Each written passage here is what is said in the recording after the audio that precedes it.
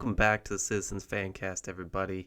As always, I'm your host, Evan, and today, like always, talking City. So, going to go over the Bournemouth match a little bit here, and just a little bit of a preview of our Champions League matches coming up against Young Boys, and our game next Sunday against Chelsea. So, before I get into it, just want to make a little point just about how last week, obviously, I went over the chant at Old Trafford. Old Trafford is falling down, and every single team seems like is adopting this and taking it into their own club and changing the lyrics a little bit. And I think if we can keep up this momentum, by Christmas we might be able to surpass Mariah Carey on the top charts for the top song. Obviously, she takes it every Christmas, but I really think we got a shot at this if we can all come together as a football community. I think we can pass her on this one. So a little bit of a humor there. Sorry if I wasn't funny. I apologize. I'll get into what everyone's here about now. So Bournemouth match, obviously a match we should win, right? From the beginning, kind of expect, that we can pull it off. They've never beaten us in the Premier League. So it's one of those that you expect to win. So starting lineup, Ederson, Ake, Akanji, Walker, Stones, Rodri, Kovacic, Bernardo Silva, Jeremy Doku, Julian Alvarez, and, of course, Erling Haaland up top. And our substitutes for the match were Foden on for Haaland in the 45th. Stones came out for Rico Lewis, and Nunez on for Alvarez, Phillips on for Rodri, that all in the 71st minute. Oscar Bob on for Bernardo Silva in the 85th, and 65% possession. So just a few match stats there going over before we fully get into it. So obviously we saw a lot of different players in, and the score had an influence on that. It's not like we obviously know the whole situation with Calvin Phillips and whether or not he's usually going to get minutes. So we're up big, obviously, while he gets minutes. Good to see minutes for Oscar Bob as well. Got himself an assist too. So I can just do a quick rundown of the goals as well. So obviously the final score, 6-1, and 30th minute, Doku, assist from Rodri. Bernardo Silva in the 33rd minute with an assist from Jeremy Doku. And that pretty much sums up the entire list for assists, because he got another assist to Akanji in the 37th, another assist to Foden in the 64th, another assist to Bernardo Silva in the 83rd, and then the final goal was an Oscar Bob assist of an Ake goal. Excellent diving header. But before I go too far, how about that dribble move by Jeremy Doku to get that second goal? I tweeted something about it, I didn't even know how to describe it. Just, he moves so quickly, and he's a threat to take you on, and the second you bite on a direction, he's past you. So as a defender, you kind of just have to sit there and hope that you can just contain him and not get beat on the dribble. But it's so hard because he's got so much pace and so much ability. The second you make a move, one direction or the other, he's going to go past you the other direction. He's got way, way too much pace. But that dribble move, a lot of body movement, and just incredible. A perfect setup to Bernardo Silva, and it was just incredible. So obviously he had a great match, and I'll go into that a little bit more. But like I said, Ake's goal, a great diving header. Great to see Oscar Bob get an assist. Another young player getting assist for us. You always love to see the young players get assists and be able to contribute in any kind of goal contribution. I feel like when you're a younger player and you're first getting a start out with a team like this, you really want to make your mark. And what's the easiest way to make your mark is put your name on the score sheet in some way, right? Whether it's an assist or a goal or whatever. So for him, I'm sure that's loads of confidence to be able to say, hey, I came on, I made an appearance, I was on for 3 minutes, and I got an assist. So like I said, great finish for Ake against his former club, and just an all-around great performance, right? It's one of those where you get up big and you hope you don't get a little too relaxed and everything like that. So I think for the most part, it was good. We had a really good first half, absolutely dominant. I think at some point I saw that we had 70% possession, and I was like, wow, that's it, because it felt like we were just so much more dominant than that, and it's kind of hard to uh, put into perspective. Just it's just possession, right? But a lot of times I feel like you see loads of possession and you can say, oh, it's just having the ball for sake of having the ball. And that wasn't it. The first took us 30 minutes to get a goal, but it wasn't like we weren't creating chances. We had chances. We were playing balls in, playing crosses in, playing balls across the box and everything like that. It was just a matter of putting one in. And honestly, Doku's goal kind of came out of nothing. The first goal. He took it inside across the 18, top of the 18, lay off to Rodri. Rodri perfectly weighted pass back to him, and he just slaughtered it home. I don't think there was a deflection on it. I think they tried to rob us and say that there was a deflection. I don't believe there was on that first goal. Doesn't matter. They all count the same. Most definitely was a deflection on the third goal. Just a Doku shot that probably wasn't going to go in, and he gets the assist, but Akanji with a goal again, and it's just great for him. I love when defenders can get goals because it's not something they do often. So I'm always game for a defender goal. I for some reason when defenders score, I feel like it fires me up more than anybody else. In all honesty, it excites me to see our defenders contributing to goals. I feel like they put in so much work that they deserve that. It's a weird thing that I have. I feel like they're doing so much work on the defensive end and they don't get credit. So when they're able to get that goal, it kind of forces people to say, "Oh, look, they're here. Their name is here. It's on the score sheet." It forces you to say, "Look, they did something." Even if for the people who don't notice, they can say, "Oh, look, they did something." So good for Akanji. I feel like he gets a lot of hate that is unnecessary. In all honest, I don't understand it. I feel like a lot of times he's a scapegoat for some reason, and I don't understand why. Because if he was really doing that poorly, Pep wouldn't play him. Game in, game out, he wouldn't trust him.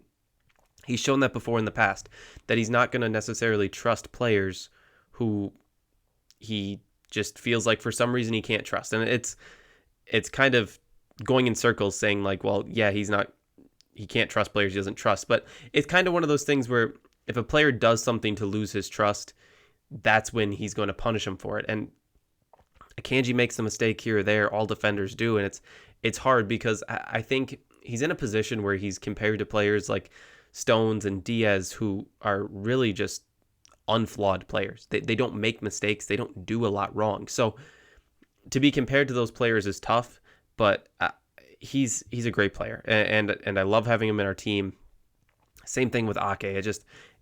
It's nice that we have so many center defenders that we can count on game in and game out and be able to truly, truly trust. And not a lot of teams have that. There's a lot of Premier League teams are just top teams that don't have two that they can trust. We have five center defenders that we can trust. They can play anywhere, right?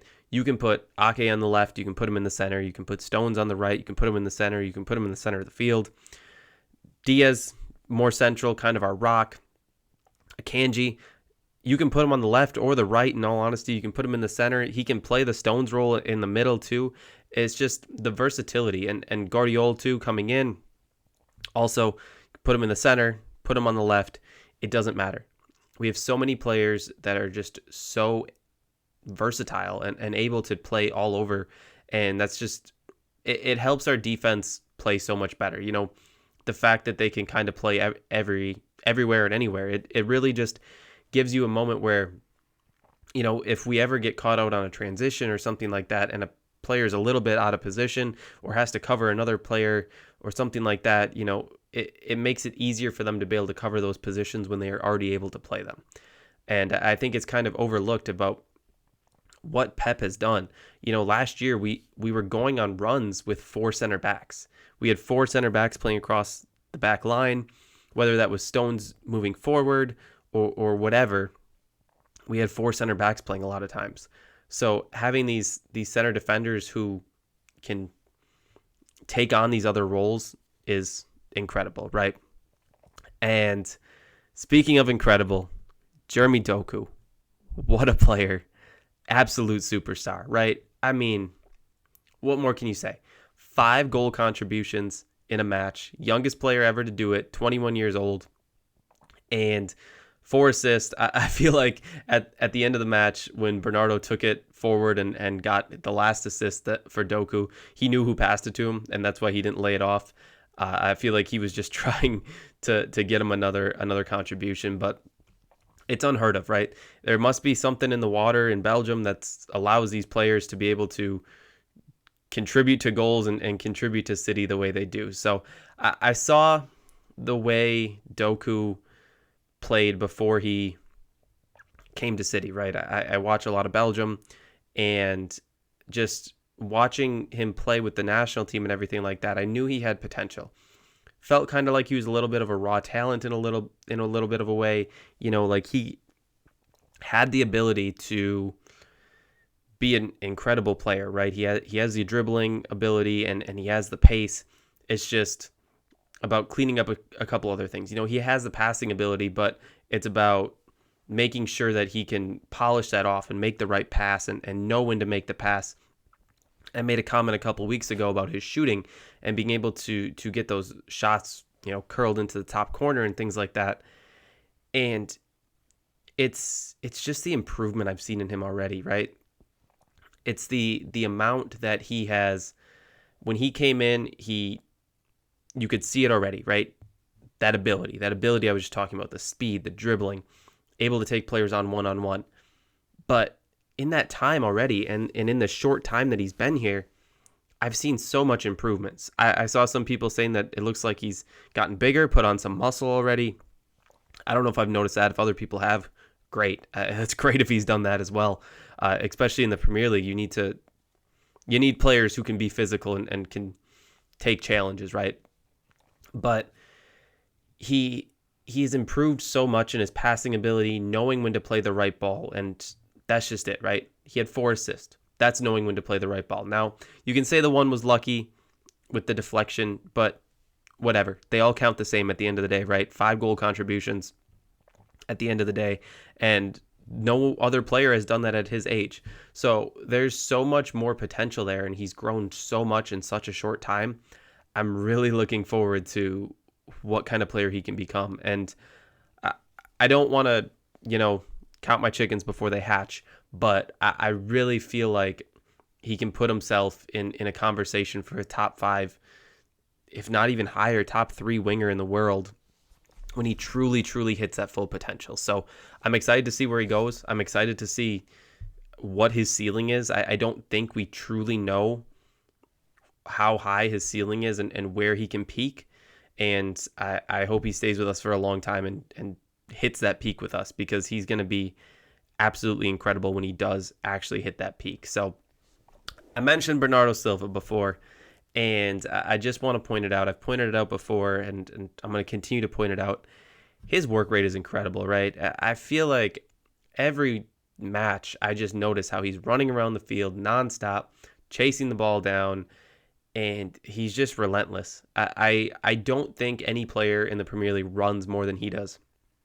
Nonstop, every game, always moving, always looking to get involved off the ball, always working to get the ball back defensively. It's just something that needs to be mentioned and appreciated, in all honesty. I feel like he doesn't get a lot of credit for what he does, game in, game out, but he's such an underrated player in the way that he's always able to find a way to impact the game in a way and not necessarily have to have the ball to do so. And it's kind of hard for players to do that a lot of times when they don't have the ball. But I think that's something that he excels at, and he's incredible with the ball at his feet as well. So I think it's something that's overlooked a lot, but it really is just absolutely insane how he's always moving. His fitness level is through the roof. I don't know what his stamina rating is on FIFA or EAFC now, but it better be 99, because that's the only way to be honest, in all honesty. So one other point I wanted to make that I missed on the Doku thing, going back to him. So with this performance, he is now tied for 3rd in assists in the league. First is Pedro Neto with Wolves with 7. Trippier is second with 6, and then three-way tie between Doku, Madison, Watkins at 5. But the difference is Doku has played over 300 less minutes than those players. So I know a lot came in a bunch in one match, but at the end of the day, like I said, they all count the same. And he's third on that list, and he's just played so many less minutes. And that's where it's like, what's going on in Belgium that we keep finding these players that are able to get these assists and create chances for us. And never will I ever complain about getting a Belgian player for multiple reasons, but they just keep coming in and giving performances like this. 4 seems to be their number, 4 assists for him. A couple years ago, De Bruyne with the 4 goals against Wolves.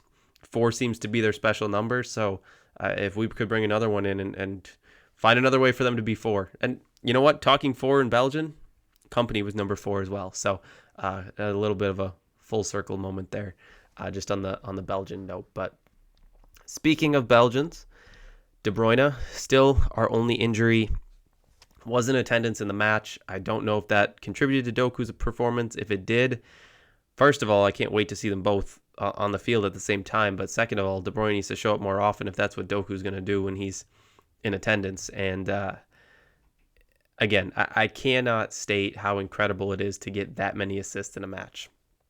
I think I've done that before, obviously at a much lower level, just a little personal note in there, but just it's hard to do. And I think in the match I did, we won like 10-0. So I don't think mine was nearly the performance, and I think I was like 16 years old. So again, personal note, probably nobody cares, but just a little bit of a side note there.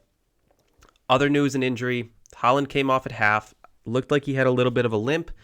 From what I've seen, he's back in training. I'd expect him to play tomorrow, or when this comes out, it'll be today against Young Boys. I expect him to play, but then again, if he's carrying something, it might not be worth it, right? We're 3 out of 3 on those matches. We can guarantee our progression into the knockouts with a win. Doesn't lock up first place yet, but we can guarantee our progression into the next round just with a win. So I'd be interested to see if he plays. I don't think, just with the whole De Bruyne situation where it felt like he was carrying something a little bit, I don't know if we'd risk it if Haaland was carrying anything. So I'd expect if he's truly fully fit and it was just a precautionary thing to take him out on Saturday, that he would play. But we'll see what happens. Obviously, only the people inside the team know truly what's going on. So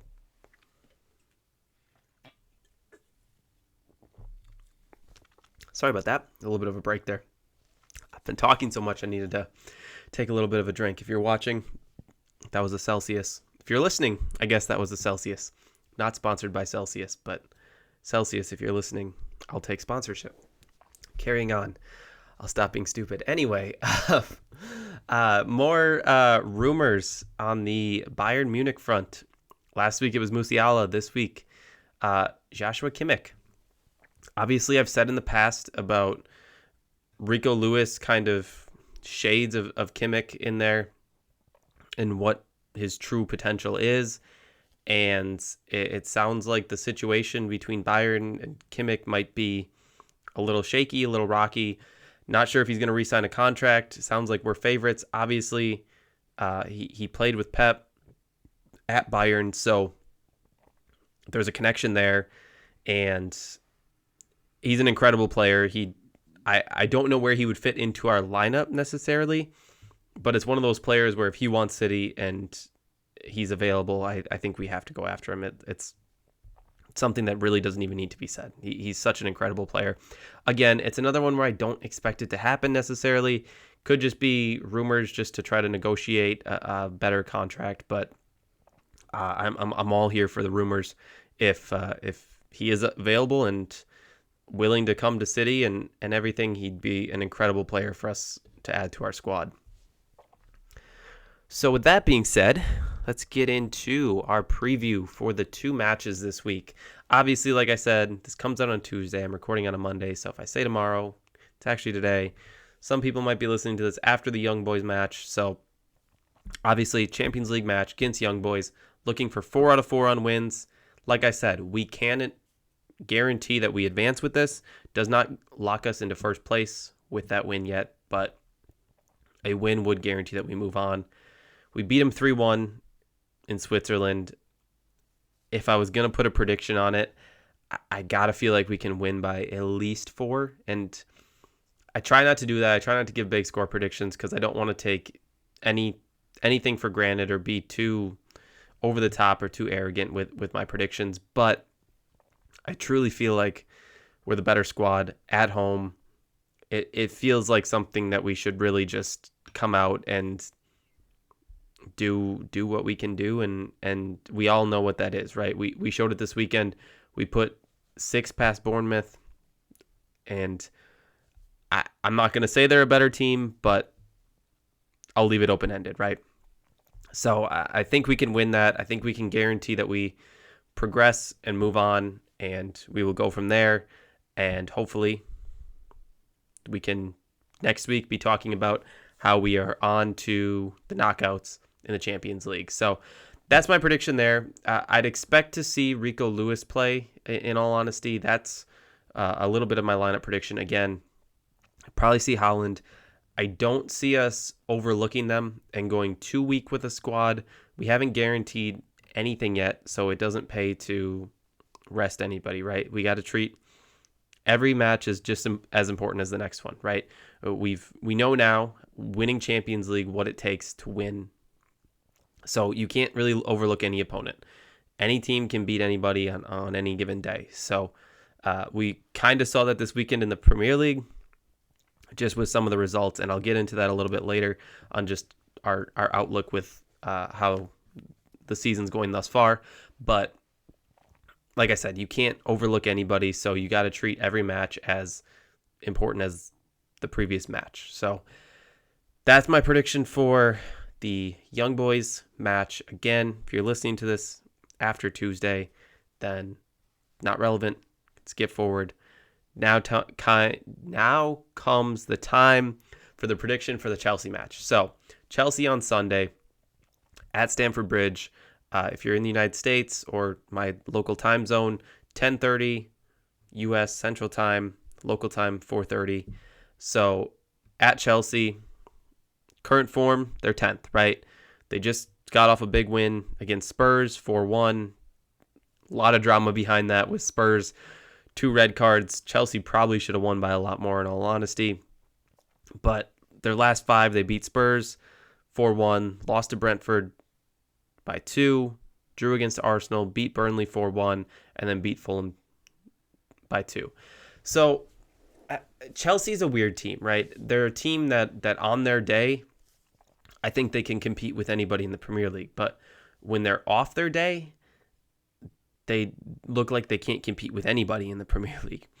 They're so up and down, and I feel like it's just what team you get, right? In all honesty, it's what team comes out and plays, and what team we get to play against. Now, obviously, it'll be Cole Palmer's first match against us. Chelsea fans are happy with him. I'm happy that he's doing well, but again, this feels like a winnable match. Feels like we're better. They're 10th in the league for a reason. We're first for a reason, right? It feels like something we should be able to win. Again, I'll gonna give a little personal note here. They're my brother's favorite club, so we got a little bit of a rivalry going on there that I have been enjoying the last couple of years, ever since the Champions League final. And I hope to keep it going. So that's my personal note on Chelsea. I'd expect us to win. Again, a strong squad. Last match before an international break. So some players have some time to rest up, some don't. And I expect a strong squad, and I expect us to come out and know that they can beat us, right? You know, we're not invincible. Nobody's ever invincible. Like I said, anybody can beat anybody on any given day. That's what makes this league so great. That's what makes it the best in the world, that you don't know going into each match who's going to win.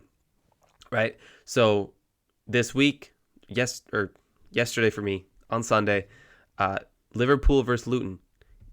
Everyone, including myself, I didn't even watch the match. I turned it on in the 60th minute because I saw that it was still 0-0, and I expected 4-5 goals from Liverpool. But Luton went up 1-0. Liverpool came back, drew the match, but it's got to be one of those all-time results for for Luton, right? It's like, it's not something you expect, right? You fully expect them to come out in a game like that and just get outperformed and just be on the back end and not be able to do much. And they were able to create chances. They scored a goal, and Liverpool, like they tend to do, they came back, were able to tie the match, but still a huge result for Luton and really a huge result for City. So that's why you can't overlook anybody, right? And obviously, I would say Chelsea are better than Luton. No offense to any Luton fans out there. It's just, it's just the way it is, right? So you never know what's going to happen. So on that note, it's just, we got to come out. We got to come out strong. We can't overlook anybody and just figure out what Chelsea team is going to come out. I said last week about how it takes a little bit for us to get going, I feel like, at times, because we're trying to feel out how the opposition is playing against us, how they're lining up, what they're doing, what their game plan is. Once we figure that out, we can go forward and get moving. 30 minutes it took us to score against Bournemouth. So it doesn't always come quick. When it does, great. When it doesn't, it takes time to break down, figure out how to create chances, figure out what balls need to be played. What's the best way to break a team down? Are they just going to sit back and defend? Are they going to come at us? Or, are they going to press us high? It's all about figuring out in that first 15, 20 minutes how a team's going to come out and how they're going to attack against us and how they're going to defend against us. So it'll be interesting to see. I don't know what to expect. I got to feel, just based on Chelsea's manager and everything and coming off a win, I feel like they're going to come out attacking against us. I do feel like that suits us because I think in head-to-head battles, I feel like we have the upper edge. But again, I don't want to say for sure. Again, it's really just about feeling out how they come out against us. I feel like they're probably going to do, like I said, come out, press a little more, play a little more attacking, not really sit back as much. But I could be completely wrong on that. It really just depends what their game plan is, right? They have a lot of speed. They could sit back and wait for counterattacks. You never know. That being said, I mentioned it a little bit about just some of the results this week and a few more notable results. Newcastle beat Arsenal. I already said Tottenham lost. There are no more unbeaten teams. The invincible dream dies here. The dream that nobody cares about except for Arsenal fans who are living 20 years in the past. But obviously, a little bit of drama with the Arsenal match. I don't really think it was. This is where it comes down to, again, players who play and players who don't, right? There's so many different things. A lot of people apparently don't understand how camera angles work, and that if you're looking from something from the side or from above, how it can distort how the line is seen. Obviously, if you haven't seen, it was confirmed that the ball did not go out of bounds on that goal. Arsenal released a statement. I didn't even read the statement. It's just an embarrassment of a club. That's all I'm going to say. They lost, benefits us. Spurs lost, benefits us. Liverpool tied, benefits us. So back on top of the league, right where we belong, and we've got them beat everywhere right now, right? 27 points after 11 matches.